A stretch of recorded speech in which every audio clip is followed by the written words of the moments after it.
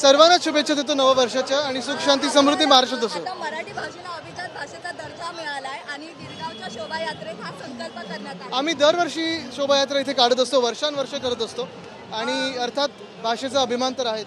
आणि मराठी माणसांसाठी आदित्य सर तुमच्या काय शुभेच्छा असतील नववर्षाच्या? सगळ्यांनाच शुभेच्छा देतो. मराठी माणसासाठी आम्ही जसं काम करतोय तसं इतरांनी देखील इतर पक्षांनी करावं. पण आज राजकारण मला ह्याच्यात आणायचं नाही. मी सगळ्यांनाच नवीन वर्षाच्या शुभेच्छा देतो.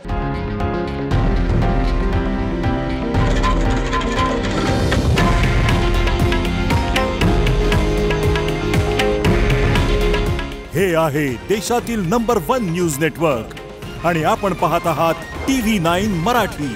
काळजी तुमची, हित महाराष्ट्राचं.